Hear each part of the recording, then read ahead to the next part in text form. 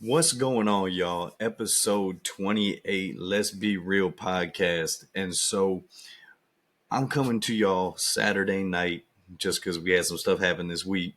And man, it's a good thing because if y'all haven't heard, we just had arguably the biggest trade ever in the NBA. So by the time y'all watching this tomorrow, y'all know, but I'm gonna give you my thoughts on that.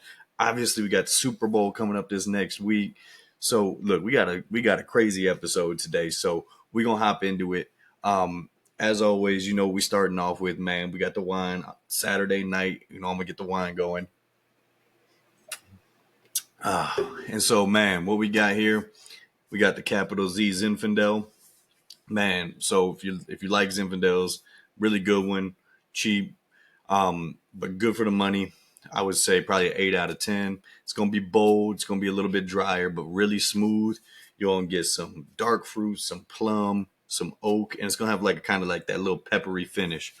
And so, look, if y'all like Zinfandels, like I said, definitely check it out. Like I said, it's not gonna hurt your pockets too much. And for a wine that you're just trying, I would definitely say give it a go. But like I said, man, look, we're going to touch on the Super Bowl. We're going to touch on the head coaching. We're going to touch on last week's game with the Eagles and Commanders and the Chiefs and Bills. We're going to lock into all that. We're going to talk about a little bit of NBA at the end. But look, we got to start with the news that just dropped maybe 20 minutes ago, y'all. So again, it was stressing a little bit about doing this podcast so late. Now I'm just like thrilled that we got to do it right now. And so, look, man, by the time y'all hear, you'll probably already know, but we got the Mavs and the Lakers. Like I said, probably the biggest trade in NBA history. We got Luka Doncic, Maxi Kleber, Markieff Morris going to the Lakers for Anthony Davis, Max Christie, and a first. And man, I'm gonna be real with y'all. I'm gonna give you, this is just instant reactions because, like I said, this just happened. Um, for it being the biggest trade in NBA history, right? It's weird because I don't think I've ever seen or even heard of a trade where, you got two guys who are top 10 players in the league and they get swapped and somehow I feel like both teams got worse, right? So to me, I'm like, if you're the Lakers, it makes more sense if you're going future, right? This is not a win now move for the Lakers, which then kind of has me questioning, okay, well, what? How is LeBron going to feel about this? Is there more moves coming? Is LeBron possibly on his way out? Because, like I said, this does not seem like a win now move. This seems like a, hey, post LeBron James, we're going to be set up well because we'll have Luka Doncic. Which, I mean, if that's the goal from the Lakers' point of view and the front office point of view, then they executed perfectly. But again, I don't see how. Again, you're talking about a team who AD is their best defender, their rim defender. He's what makes a lot of their defensive schemes work because you can overplay on the outside because you can funnel into AD. And so, from just that standpoint, I think the Lakers got worse. Now it's going. You guys are going like Lakers are going to have to outscore teams 150 to 145 because they look, for as great as LeBron is, greatest of all time, however you feel about him, at one time was an incredible, amazing defender. He is not that anymore. He can give it to you in stretches. If you need to stop, he can dial it back, but he can't be an A+ defender on the court for a full game anymore. Luka, we already know, is not an A+ defender. Luka is a bad defender. Never been a good defender. And the Lakers already were in a bind as far as bigs, right? Like AD playing the center, Jackson Hayes is your backup. And so they were already arguably on the market. Like I thought they were going to be on the market for a center. So now you still need a center. You traded away your best big, and now you're left with Jackson Hayes and a bunch of kind of tweener wings as far as like Vando, Dorian Finney-Smith, Rui, guys who are undersized fours because they're really threes. So again, to me, this only makes sense is if it's a future move for the Lakers and we possibly see maybe LeBron dealt here in the next before the trade deadline. That would make that would make this all make sense, as if we saw LeBron James traded. From the Mavs point of view, man, like again, it's weird that you'd be trading away a top 2, 3 at worst player in the NBA who's younger to bring in a guy who has had injury history. Granted, has been a lot better about it lately, but he's always been like a guy where it's like we've seen him as the number one option, and he's just not quite that, right? Like he's number one option talent, but as far as just a number one, there's always been just a little something as far as that just doesn't let him almost be that like dominant every night carry you kind of player. And so, look, I know they got Kyrie there. He's going to be able to play with two good centers in Lively and Gafford. So he'll be back in his natural position at the 4, which I think he'll dominate again at that spot. But I just don't think a Kyrie AD duo is something that can win a championship. Like I don't think the way their team is constructed that helps them. Like, yeah, just to me from the Mavs point of view, and the Mavs GM came out and said he feels like AD gives them a win now kind of chance, and that's why he made it, because it's a win now move. And I can't see that. I can't see the Mavericks being better today with how their team is constructed, swapping out Luka for Anthony Davis. And so, yeah, to me, again, from the Mavs point of view, there's got to be something a little bit deeper that's coming into play here as far as from Luka. From hearing the GM kind of talk about it, it almost seems like there was some bad blood in that building. And so, again, it's just, yeah, really weird to be, weird to be dropped on a Saturday night at like, what, 10 o'clock Pacific time, the week before the Super Bowl. Like, it's just a lot of weird stuff happening, which, again, I think we're going to get more information in the next couple of days. But like I said, to me, in the immediate, I feel like both teams got worse. From the Lakers' point of view, obviously, you set yourself up as far as you get a face of the league type player who's young for when LeBron is done. But again, you have LeBron. Like, your focus should be winning now, unless the plan is to move him. So, look, it's crazy. Again, I mean, we'll see. We'll have to see kind of what happens here and kind of where everything falls in the next couple of days. But, man, this is crazy, crazy start to the NBA kind of trade deadline time of year. And so, look, that's my thoughts on that trade, everything that goes into that. And so we're going to move on, man. We're going to recap like we normally do, recap the NFL games last week. And we're going to start Eagles and Commanders. And so, look, man, Eagles beat the Commanders 55-23, absolute rout. And look, if you're the Commanders, man, I know it obviously, like, you don't go into any game thinking you're going to lose and thinking you're going to get just blasted like that. But, I mean, you got to look at it from a point like you're way ahead of schedule. Like, being in the NFC Championship game is way ahead of schedule from where y'all thought you should be. And so, positive outlook coming out of this. Obviously, you got your QB of the future. Moment didn't look too big for him. Coincidentally, it looked too big for everybody else on the team.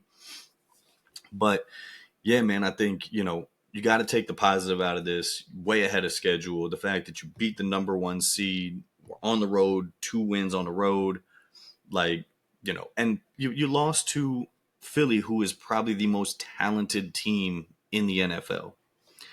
And so, look, I think if you're the Commanders, obviously, again, sucks that you lost, but you come out of this season feeling really good about where you're at. Because, like I said, if you would have hooked them up to the lie detector test before the season and said, if you even made the playoffs and lost in the first round, how do you feel?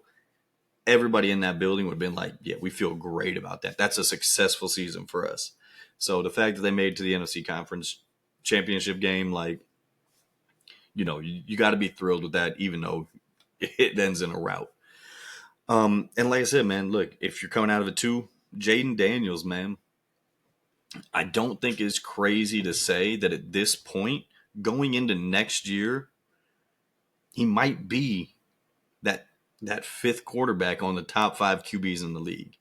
Obviously, top 4 pretty solidified. I don't think there's any debate around it. Mahomes, my 5 is Mahomes, Allen, Lamar, Burrow. Like, that's 1 through 4. The 5th spot, though, man, is kind of where we've seen a lot of guys. Like, maybe it's going to be Herbert. Maybe it's going to be Jalen. Maybe it's going to be, and, insert whoever you want. I think when I'm looking at the NFL now, going into next year, for me, Jaden is that 5th. For what he's done in a single season, you got to think he is already in a single season, his rookie year, accomplished more than Justin Herbert has in his career as far as playoff success. And just, match him up with anybody outside of maybe really outside of Brock Purdy or I guess Jared Goff, and his resume is better for anybody that you could. And like I said, if you want to maybe think Goff could be a top 5, I don't think he's in that kind of category. But I think with what he showed this year, he goes into next year as a top 5 QB. Which, again, if you're the Commanders, man, you got to feel thrilled with where you're at. And look, other side of it, man, look, Eagles, dominant performance. And so, all starts with Saquon. I've been preaching it all year, man. Best way for them to win is running the ball through Saquon. And look, it was one of those things where he broke off that 60-yarder right out the gates, first play of the game. And I was like, oh, this game's over. The Commanders, they had problems stopping him all year. And the fact that first play of the game against, like I said, if you're the Commanders, you know what they're going to do. You know where they've had success. And to just be immediately shown like, nope, you know what we want to do, and we're still going to do it, and we're still going to have the ultimate success with it. Like, it's tough because it's just not much you can do at that point. And I think from that point on, there was no doubt in my mind that the Eagles were going to win that game. I didn't think it was going to be a rout, but like it was. I don't think anybody thought we were looking at a 32-point loss, right? But I did think it was like the Commanders weren't going to have a chance. And look, as far as biggest thing, and one of the biggest question marks all year with the Eagles has been Jalen, right? And I think one of the kind of takeaways and things you hear a lot about is, okay, well, did Jalen, because people have been very critical of him, and did Jalen kind of prove the critics wrong with this win? Because look, he played great, had some great throws. Look, he had the one down the sideline to AJ on that, I think it was either 3rd or 4th down. That, crazy to play call that. Crazy play call and crazy shot, but it worked. And look, throw was perfect. But what I will say is, to me, as an Eagles fan, right, if I'm looking at it from the opposing team, Jalen with the ball in his hands more is still where I think I would have the most success as an opposing team. So, again, I don't think he really proved critics wrong, because just the way Saquon dominates and has been dominating, it makes the QB spot a lot easier. But, also Jalen has been playing great. He's been doing what he needs to do to win. And look, last game played incredible. So take nothing away from him.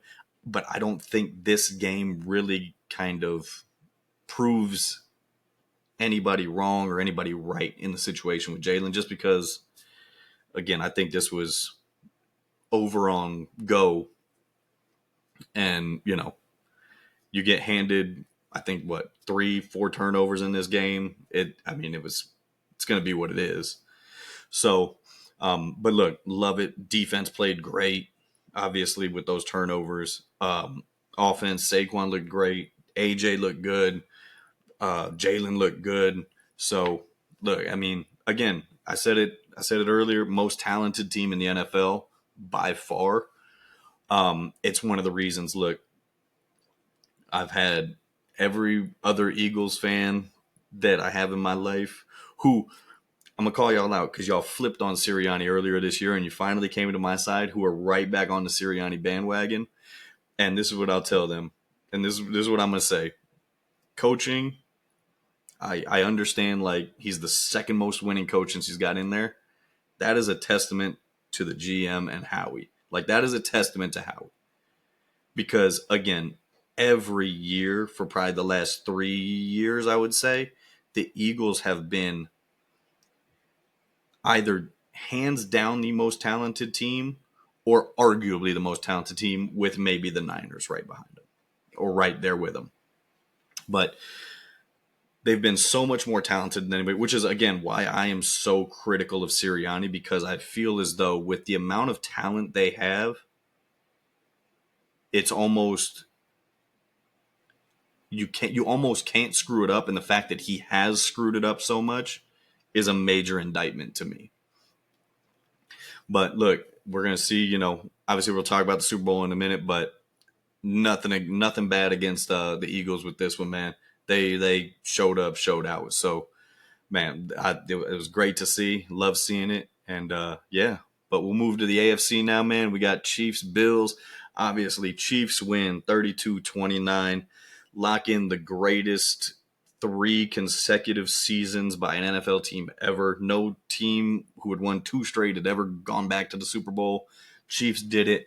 So look, man, greatest 3-year stretch of any NFL team ever. I think it's the greatest probably 5-year stretch of any NFL team ever. But going for the three-peat, back to the Super Bowl, and we're gonna start with the Bills side of it, man. And the one thing, and look, I've been beating this drum for a couple years with the Bills, saying that McDermott needs to be fired. And look, I think one of their issues is I think he is kind of that culture builder. One of the comps I've heard a lot this last week has been McDermott's kind of like the Mark Jackson with the Warriors, like comes in, sets the culture, kind of lays the foundation, and you kind of need that guy to come in and bring it to the next level like Kerr did. And look, like I said, I have been for the last few years a proponent of like, yeah, you probably need to get him out. He seems like the culture setter. The only problem now is like, where do you go? Who's the Steve Kerr that you're going to bring in? Because at this point, I mean, every great coach or every top end talent coach, as far as like a Ben Johnson, right? Like we haven't seen him as a head coach, but we think he's one of those offensive genius guys who's going to be good. Those guys are gone. So like there's nowhere else to go now. So I think you have to run it back. Now, I think this season coming up, next season, I think he's going to be on a hot seat. Because look, it's not just a Josh Allen stat, it's a McDermott stat that look, Josh Allen is the only quarterback with 4 losses without a win against another quarterback in the playoffs. So Josh is by himself at 0-4. But look, that also flips right to McDermott and Andy Reid. And I know he doesn't call the offense, but the fact that, your go-to play in every major short yardage is that kind of QB sneak, not really a tush push. And even more so to coaching, the fact that the Chiefs came out and they said it on the broadcast. The Chiefs said, oh, yeah, we watched the tape. Josh Allen on those always likes to go left. And he always went left, and the Chiefs stopped it 3 out of 5 times. And so to not be able to pivot as a head coach, I get it, you don't call the offense, but you're the head coach. You got to take the reins and say, hey, this isn't working. We got to go with something else. We got to do something. And look, I think this is just, again, I've talked about it before with the Chiefs, with the blocked field goal, like focusing on that one guy for when they need to play. The Chiefs, situationally, we saw it. They are the best team. And you are not going to beat them unless you can almost match them coaching-wise. And Andy Reid, look, You can't match him. I don't think there's a coach in the league right now that can match Andy Reid, but it can't be a decided disadvantage, and that's what it looks like. Every week when they play somebody, it looks like a decided disadvantage in the coaching department.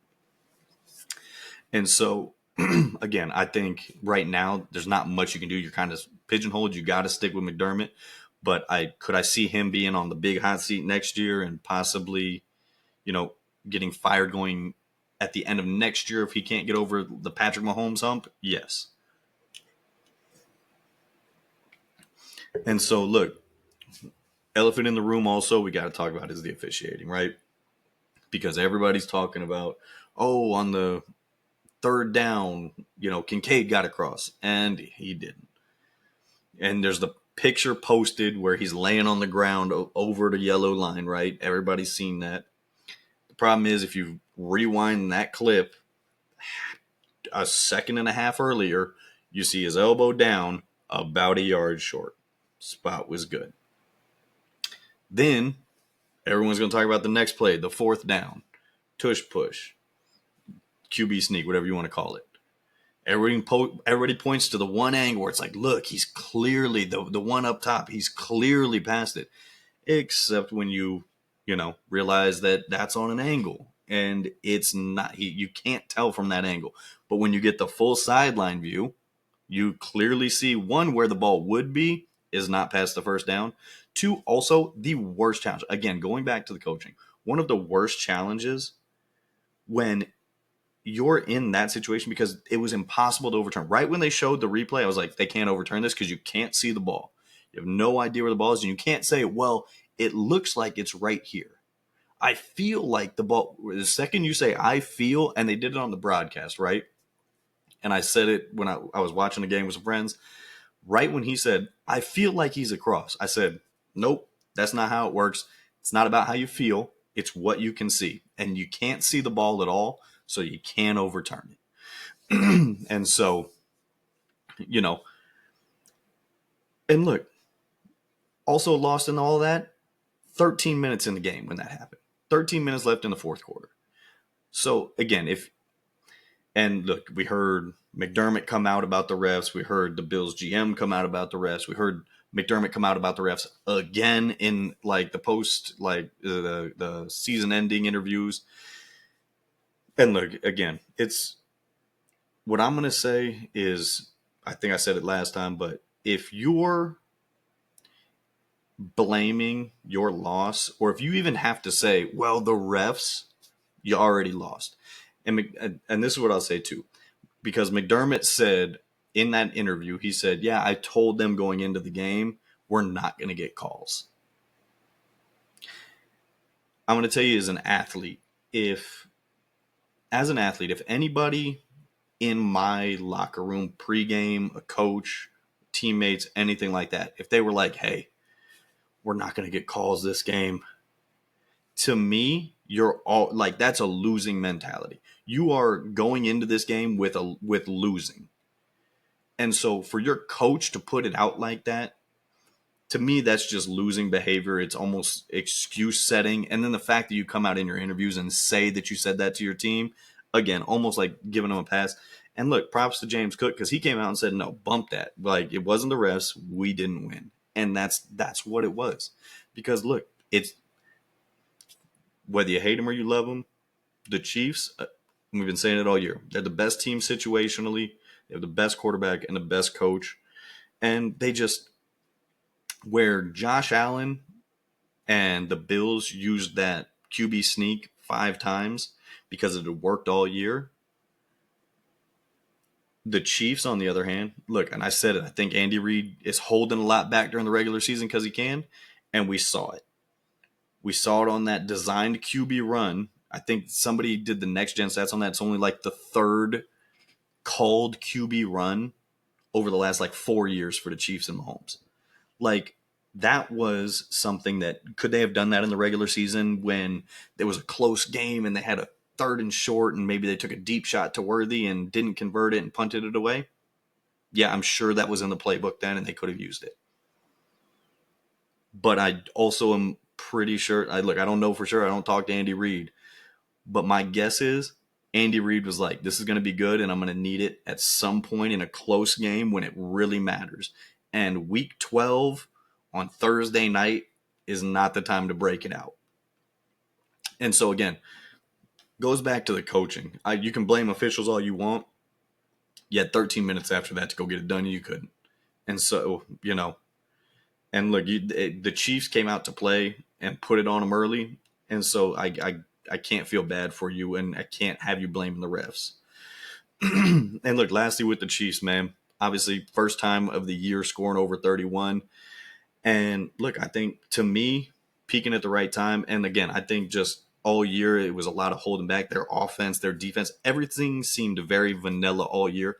And look, testament to how great they are that they can go, one loss all year, because I'm not going to count when they sat everybody, but one loss all year playing vanilla and holding things back. And I just think, look, I think they're peaking at the right time. I think, again, Andy Reid scheming it up. It's just, they always do it. And it's just one of those things where it's, if you leave the game close or if you let them jump out on you, you're not going to win. And look, even if you go into the fourth of the lead, we've seen, I think Mahomes has got like a 60% win percentage trailing in the fourth quarter by a touchdown. Like, you gotta knock them out to beat them. But anyways, man, look, we're going to move on. And we're going to stick on this Josh Allen, Patrick Mahomes kind of quarterback everything.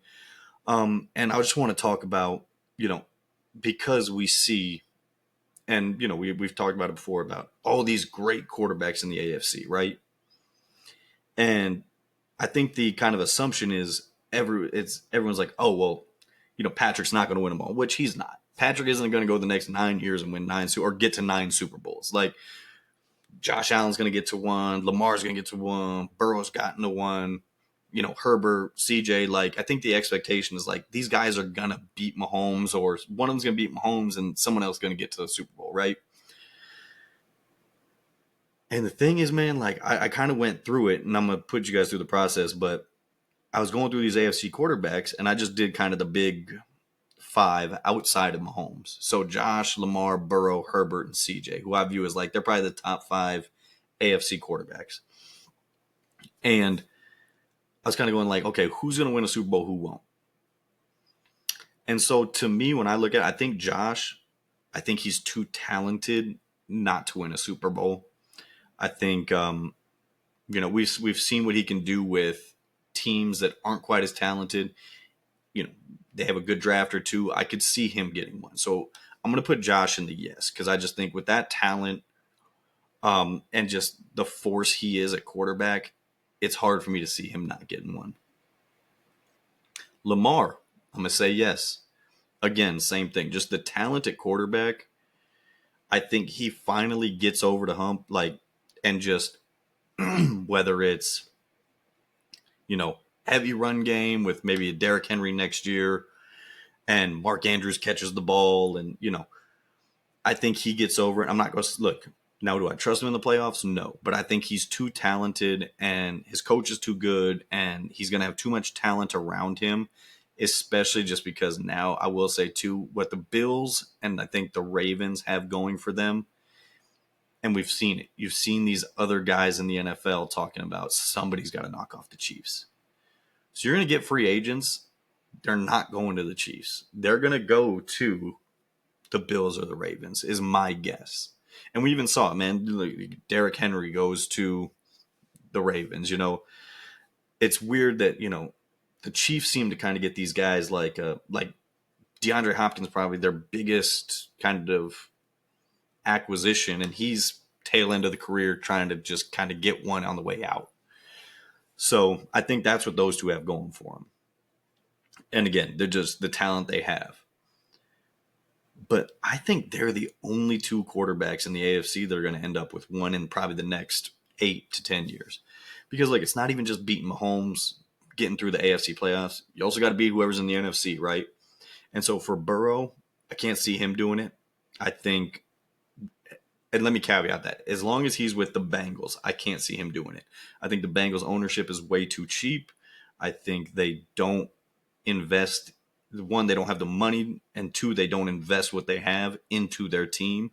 I think, when you look at it, they get Jamar back, and then when asked about T. Higgins, they're like, well, we would love him back for the right price. And it's like, again, which he's going to demand low end wide receiver one money on the open market.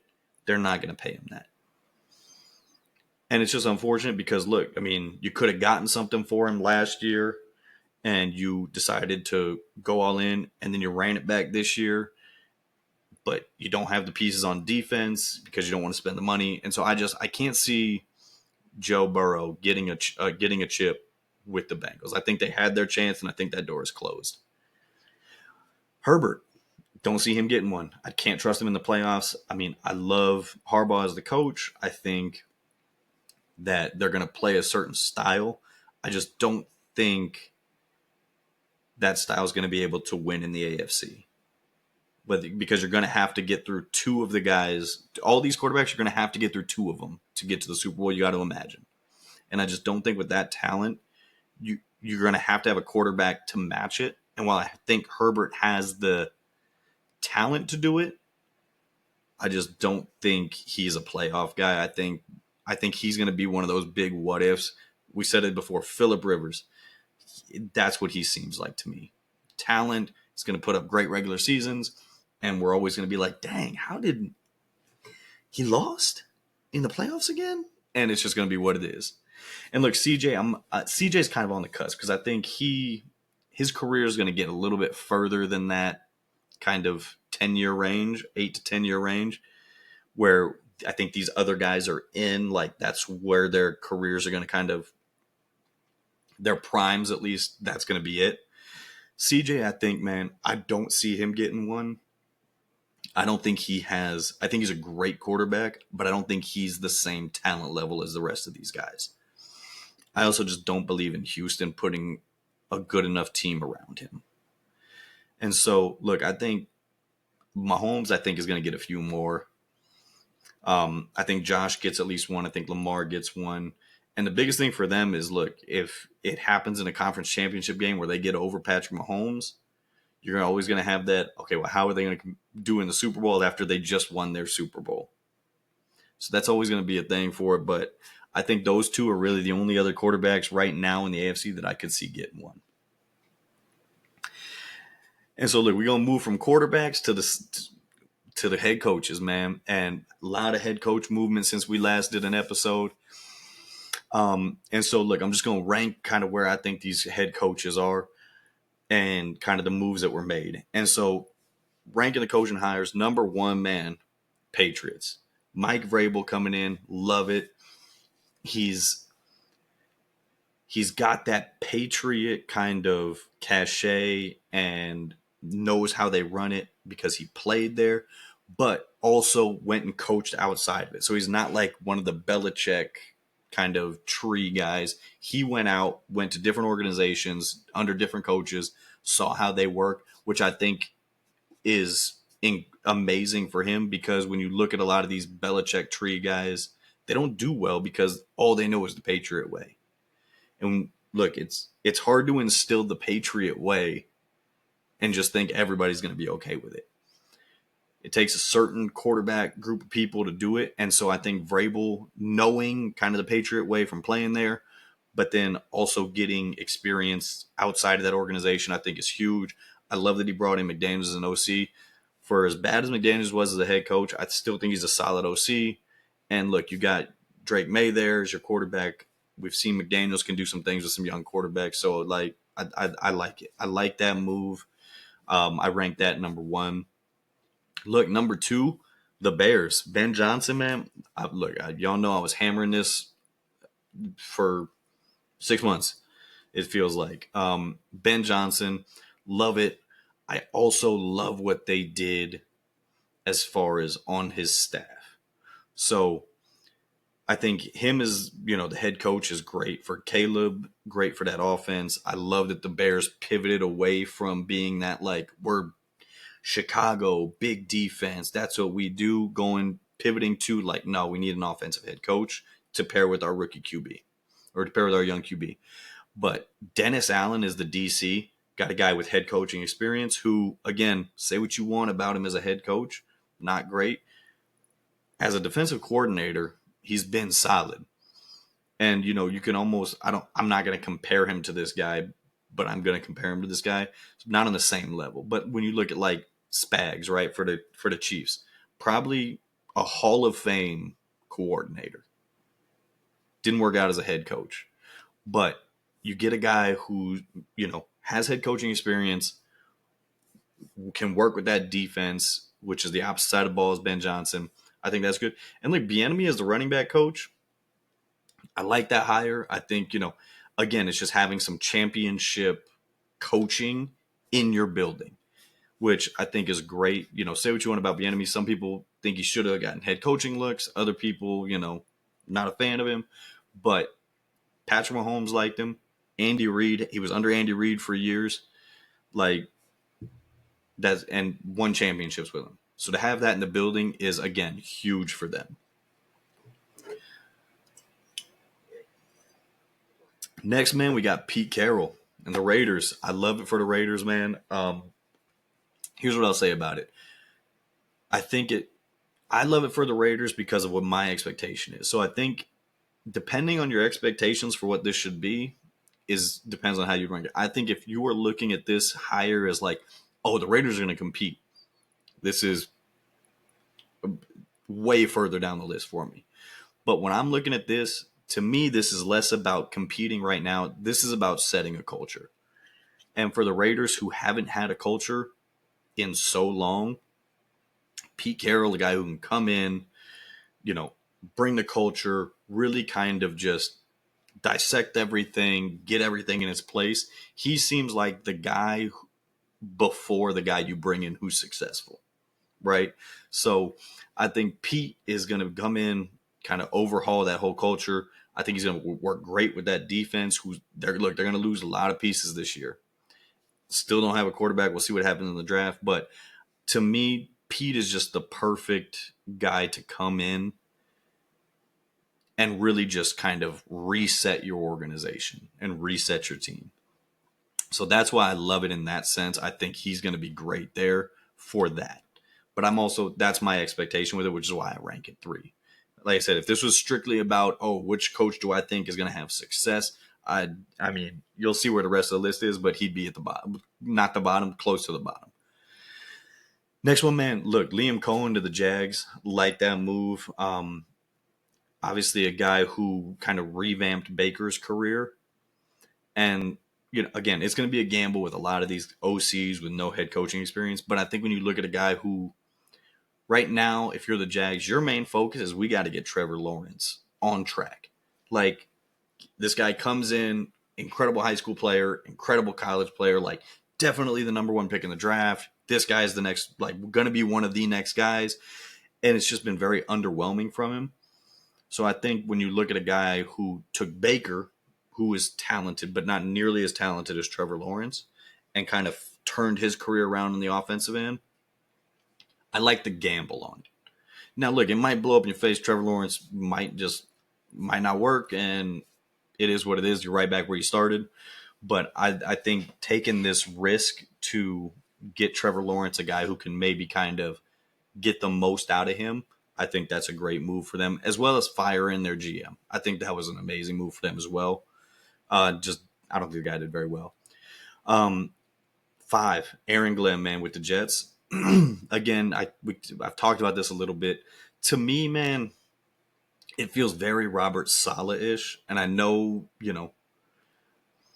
people have come out saying Aaron Glenn, like, is incredible. Like, he's going to be great. I think we're all forgetting when Robert Saleh was the DC for the Niners, and this was the exact same conversation around him. Now, you may look at it as Robert Saleh did great with what he had in New York, which might be the case. And look, this goes back. We've already talked about the joke it is at ownership. But I just think Aaron Glenn, man, it feels very Robert Saleh. Not saying he won't have success, but it almost feels like a very similar kind of trajectory that I see for Aaron Glenn as I did with Robert Saleh. And that's, just from what I see coming in and then matching that with, the ownership and the clown show that is the Jets. Number 6, man, we're going to go with whoever the Saints hire. Like right now, it looks like Kellen Moore. It looks like they kind of punted on Mike McCarthy. If I'm Kellen Moore, I don't know why he wants this job. Again, if I'm an OC, this job just seems like you're set up for failure. They have no cap space at all, no great players really. A couple good players, but no you don't have your quarterback. Kamara's older. Receivers, I mean, you got I forgot his name. You got some talent in receivers, but again, it's just like there's nothing that really jumps off the page at you as far as a player. And it might be your only chance at a head coach job. Like that's the thing is like if I'm an OC, like I'm almost waiting another year. Like you're with Philadelphia and you're calling the plays in Philadelphia, who is in the Super Bowl. Like Philly is probably going to be very good again next year, and there's going to be another pretty good opening that pops up. The Bills. I'm not going to say like it will, but like something like that. A team like that is going to fire their head coach, where it's just going to be a much better situation for you as a first-time head coach. That's where I feel. And number 7, man, Cowboys, Brian Schottenheimer. Told you. I thought it was going to be Kellen Moore, basically Kellen Moore, just in a different body. Brian Schottenheimer, told you the Dion stuff was a no-go. And yeah, it's the Cowboys doing Cowboys things. I love it as an Eagles fan because, again, this just means they are going to stay along the course of what they've been doing. They hired a guy who's never really had success, never been at the – look, and let me not say, like, obviously the guy is coached or been in coaching in the NFL. Like, he is at the peak of his profession. Now, at the lower end of the peak, but he's still at the peak, right? But it's just, yeah. I mean, I think when you're a company, any company, you want to hire somebody who's wanted by other companies. Brian Schottenheimer hasn't been on anybody's head coaching list, didn't interview with anybody else. Like, if your hire isn't getting calls from other people, probably a bad hire. And so that's my thoughts on that, man. That's where I rank all the coaches.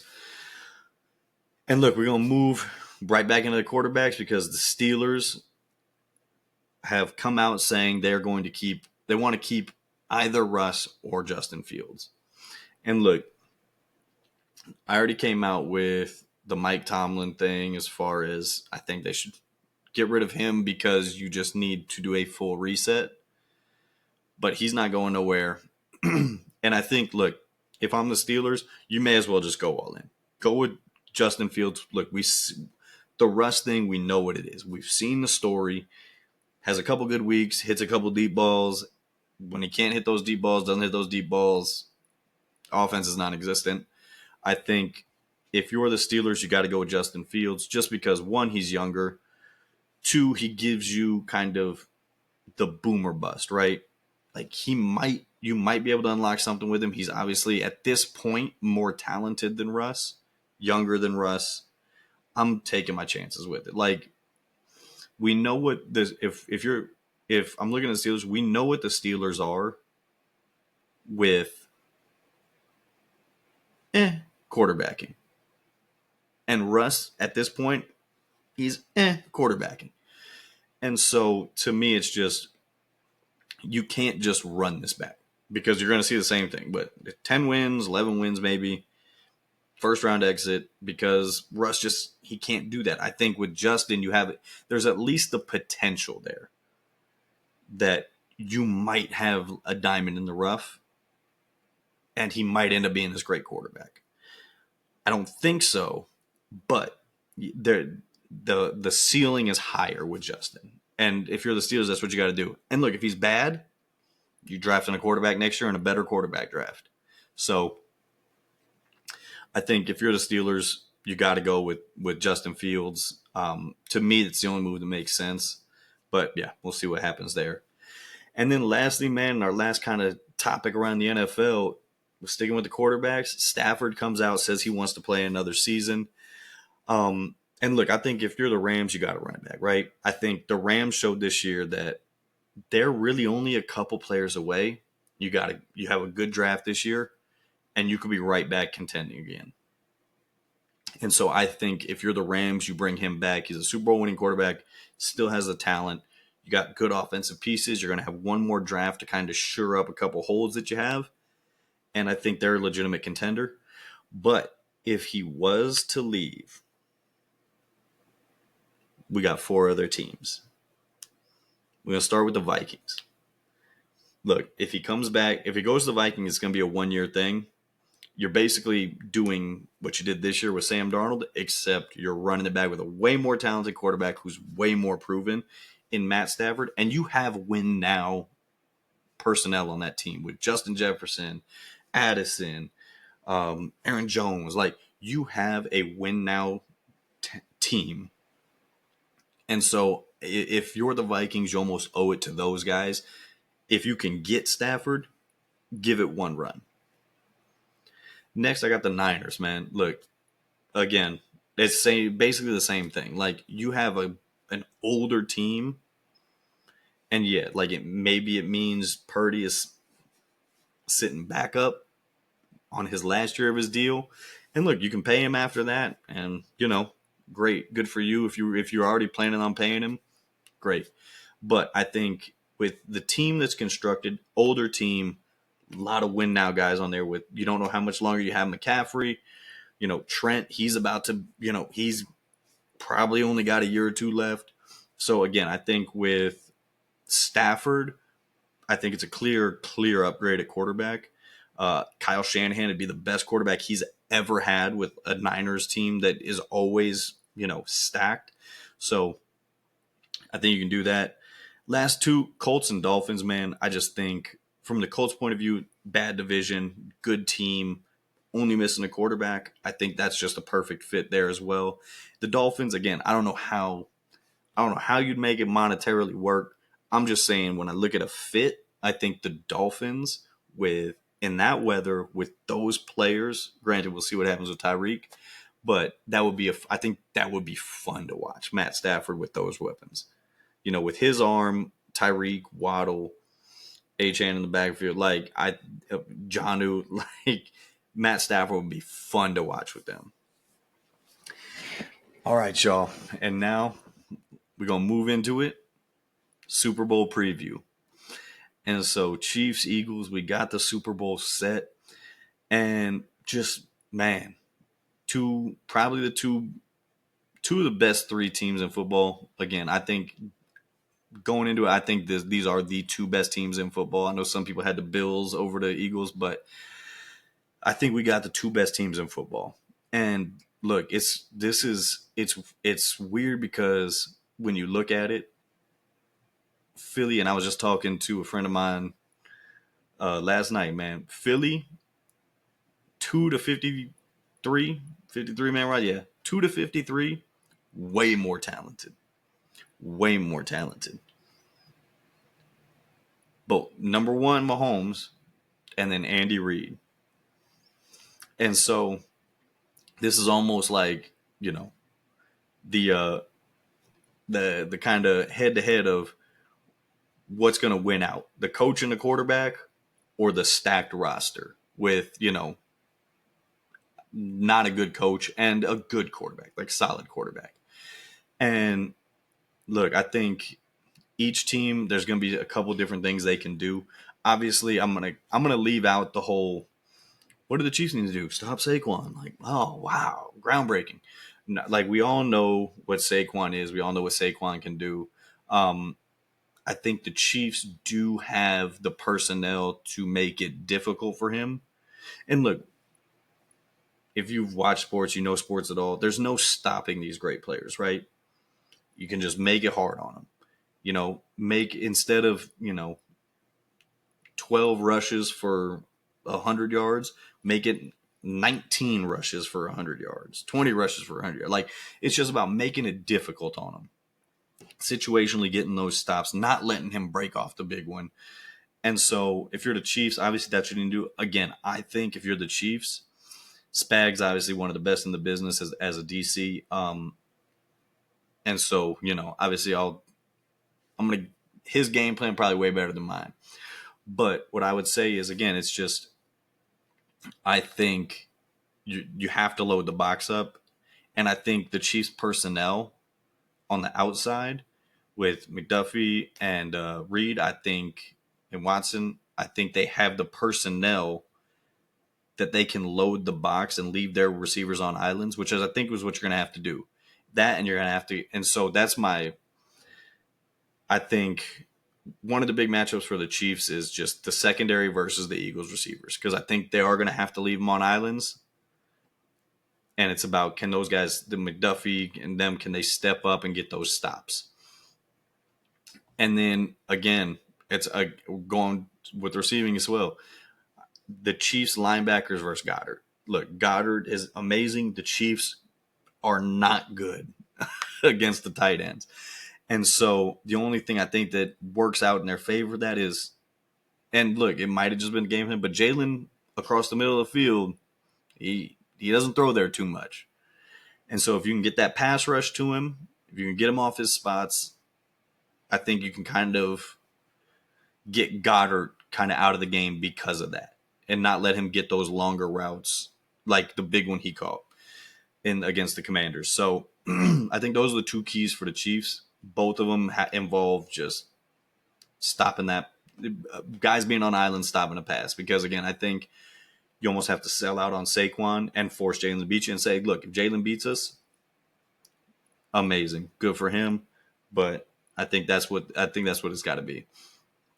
And so for the other side, man, the Eagles, I think biggest thing for them is that D-line, the Eagles D-line versus the Chiefs offensive line. Like, you can't let Mahomes, you can't let him break contain. You can't let him get out the pocket, right? Like, so you got to be disciplined as far as in your rushing lanes. So I think that's big. And then also you got to get pressure to him. Now, I think, we've seen that against teams who can get pressure, we've seen the Chiefs game plan where the ball's coming out quick, which is why, again, another big one, that Eagles secondary versus the Chiefs wide receivers. Because if you give them time, you give Xavier Worthy, Hollywood Brown time, they can get by you. But you also, if you're going to get that pressure to Mahomes and he's going to be getting the ball out quick, you got to be up and ready to stop that trap. Those Travis Kelce little small catches that, he catches at the 6, it catches for 6 and turns into 15, right?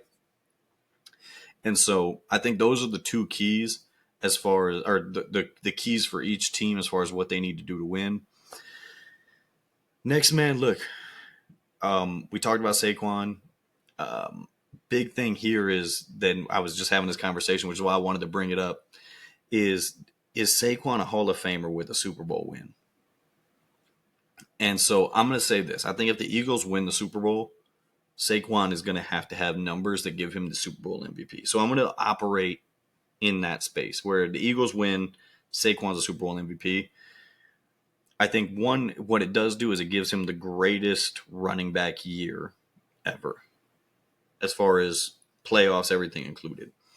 I think if he's going to break the record for most yards in a season, playoffs included. If he wins the Super Bowl and gets Super Bowl MVP, I think that just caps that. But I can't give him a Hall of Famer yet. Just where he ranks as far as all-time rushing yards, things like that, is not Hall of Fame worthy. And he just hasn't had enough good seasons. I mean, some of that's injuries. Most of that is playing for the Giants that are just an absolute, they've been a clown show since they got him. Never had a good O-line, never had a good quarterback, never had good weapons on the outside. So, he's facing stacked boxes. Can't blame him for it, but unfortunately, it's just the cards he was dealt. And so, to me, I just think that he's going to need to string together a couple more good seasons. Now, what I will say And what I said to my fam last night was top 5 running back talent ever. As far as from a talent perspective, he's top 5 easily, probably top 2 or 3 ever. And so, I would love to see him be able to string together a couple good seasons, which I think he can do with the Eagles and that O-line. But I think that's what he's going to need to do in order to, even without the Super Bowl win. But because to me, again, I think Super Bowls for running backs are just, it's not really a needle mover. But he needs 2 or 3 great more seasons, I think, to become a Hall of Famer. Maybe 3 without the Super Bowl, 2 with the Super Bowl, but I think that's what it's going to take. And look, we want to stick with this kind of same subject as far as Mahomes, where he ranks all time with the Super Bowl win. I mean, to me, I think having him anything lower than 2 would be ridiculous. And look, I said this. I'm gonna name drop him. I said this to my guy Josh, who also does a podcast. I said this to him last offseason, right after the Chiefs won their second. I said, if Mahomes wins his 3rd in a row and three-peats and does something Brady never did, there's a legitimate argument that he is the greatest of all time. Doing something no one has ever done. Now, look, obviously, Brady has him in chips. But to me, I'm going to use the eye test, Patrick Mahomes, as far as just from a player. Like, if you take it, strip stats, strip Super Bowls, strip all of it away, just when you're like, Patrick Mahomes here, Tom Brady here, who am I starting my franchise with? It's Patrick Mahomes. Just more talent. And nothing against Tom, but because he's incredible. He's the greatest of all time right now. Mahomes is the best quarterback I've ever seen. And so, but I think with a three-peat, something like I said, Tom's never done. Now, I'm not saying he's definite, but I think it becomes an argument. Like, you can make the argument for it that he is the greatest of all time. And lastly, man, I just want to look. I know I've talked about, we talked about the Super Bowl. And so lastly, man, we just going to hop into the NBA just because it's been a hot topic here. NBA commissioner came out talking about he wants to see 10-minute quarters. And like, everybody's kind of been pitching in. Like, I saw JJ was talking about it, and I very much echo a lot of what JJ said when he was saying, one of the big things Adam Silver said, for y'all who didn't know, is he was basically like, yeah, overseas, that's what they do. I think it'd be better because, less game time means basically, it's more urgent in the games. And so JJ came out and said, look, the NBA is the standard, which I totally agree with. The NBA should not be changing rules to what they do overseas. Overseas should change rules to what we do. Like, they are the gold standard of basketball. And so I think to change it to what anybody else does is ridiculous. And look, I know other people have talked about, you switch it to 10-minute quarters, you're taking off 8 minutes of the game. So now you got 40 minutes. Most stars play about 35. So you're really only getting 5 minutes of downtime from the stars. That's also, it's a flawed logic there, because when you condense the game, like those, they're getting 35 out of 40. So they're getting 13 minutes out, right?